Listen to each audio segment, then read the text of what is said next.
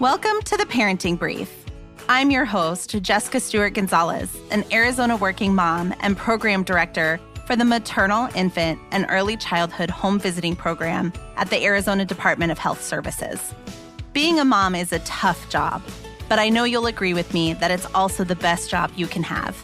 So to help support you in raising your babies and toddlers, we're here to give you quick tips, helpful lessons, and guidance from parenting experts.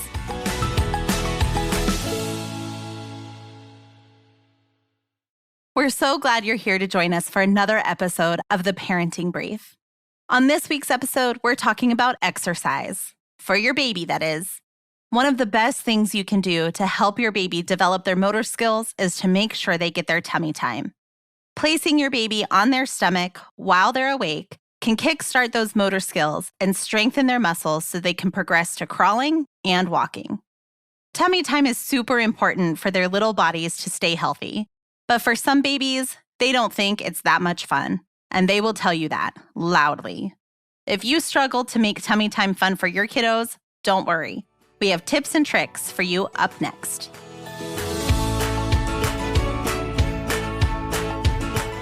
Here to talk about tummy time and how to incorporate it into your baby's daily routine is Rebecca Parlakian. Rebecca is the Senior Director of Programs at 0 to 3 and a mom as well. Rebecca, thanks for joining us today. Hi, thanks so much for having me.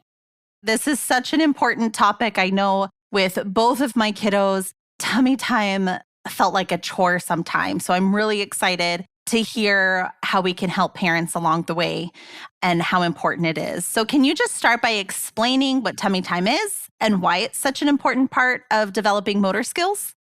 Yeah, absolutely. So, tummy time really just refers to the time that babies spend awake and playing on their stomachs. It's an activity that we want to do with a baby and an adult that's nearby and supervising. And of course, babies always sleep on their backs. So this is only awake and playtime. And, it's important for babies because it gives them a chance to build those important, shoulder muscles, the trunk muscles, arm muscles, even hand and finger muscles because they're pressing down with their hands. And so all of this is kind of, a baby workout in a way and really builds their gross motor skills or their big muscles. And that can help them learn to roll. It can help them learn to crawl. And it can help them learn to get into a seated position. So it does give them a nice foundation for the next big physical skills that we expect to be coming, next, which of course for babies, first it's rolling and, then they start to get onto all fours and then they start to crawl. Sometimes they crawl backward first, but eventually the goal is to crawl forward. Now they start to move in all sorts of ways. Yes, exactly. So at what age should a parent start to implement tummy time? Well, what's interesting about tummy time is that you really can start it from, the first few days of life. But, a lot of babies will protest tummy time. I know that mine did. And that's because, baby humans don't like to be put in a position that they can't get out of. And they can't get out of the tummy time position right away. And when you first put them on their tummies, their necks aren't super strong. So they're, having a hard time holding their heads up. So we really recommend for our littles to just put them on their tummies for just a few seconds at a time, right? So we're just kind of building up the tolerance for that position. And eventually you're building up to 2 or 3 times a day, 3 to 5 minutes at a time.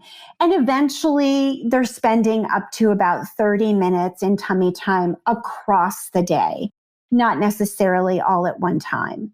And we start, like I said, when they're little babies and, you kind of continue tummy time until they're rolling because at that point they choose what position to be in, not us. What tummy time milestones should parents be looking for as their babies start to move more? Yeah, so we expect babies to roll from front to back and back to front at about 7 months. So if you're doing regular tummy time, this is about the time, this period that you'll begin to see that happening. And usually babies will roll one way first, like let's say back to front. And then they kind of get stuck there because they haven't quite figured out how to roll back. So you may need to give them a little help here and there, but 7 months we'll start to see that happening. And what constitutes tummy time? Is it laying on one of those mats or a blanket? Is it holding them? Like, what really counts as that tummy time? Well, I think a lot of parents really have that vision of a baby on their tummies, like laying on a mat or a blanket or the floor and playing with a toy. That absolutely is tummy time. But if you have a baby like mine, then you kind of have to be creative sometimes with tummy time because they are just not having it. So, other alternatives to tummy time is you can sit on the floor and put the baby over your thighs on their tummy, for example, and rub their backs and sing to them. Some babies will tolerate that a bit more. You can even transition them into tummy time by starting in a side lying position. So having them lying on their sides and, we're laying on our sides facing them and we can talk and play. We can also think about tummy time even, holding them chest in our arms, right? Or holding them over our arms. We really just want to give them opportunities to be holding their heads up, pushing their hands up.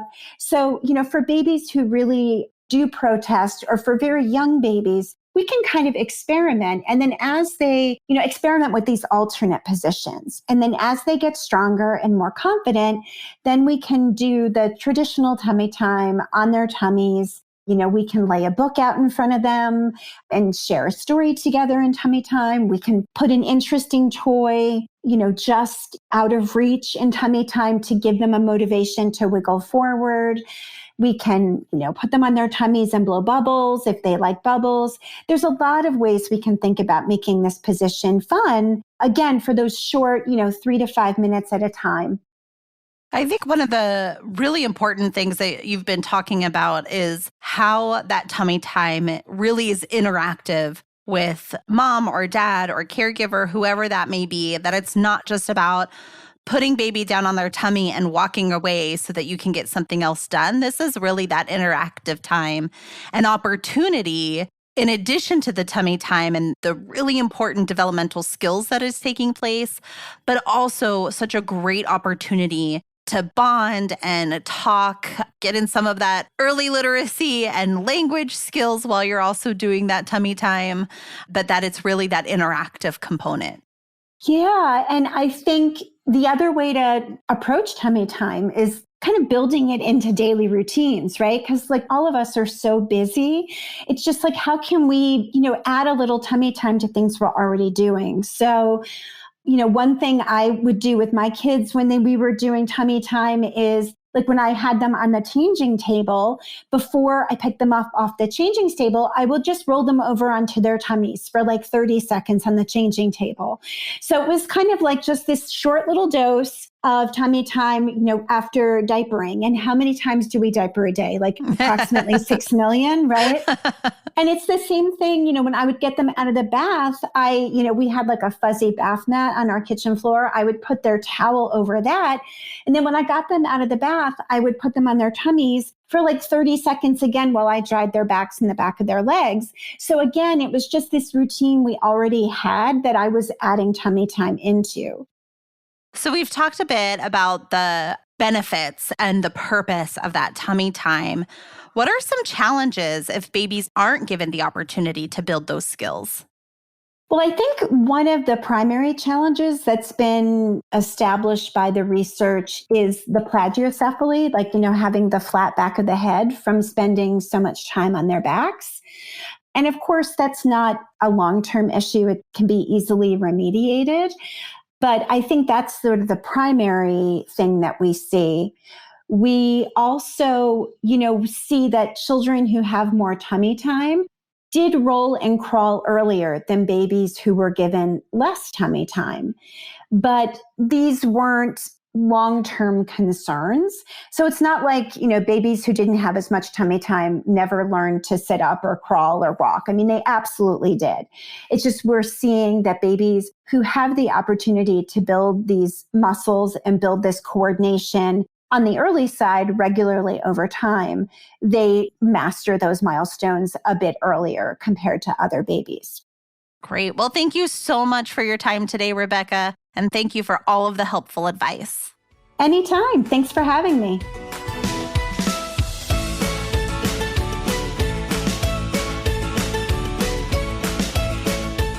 For more tummy time tips, check out the links in the show notes. We have more episodes on the way to answer your parenting questions, so make sure to give us a follow on your favorite podcast app. While you're there, you can also share the episode with the other parents and caregivers in your life. Until next time, this is Jessica. You've got this, Mom.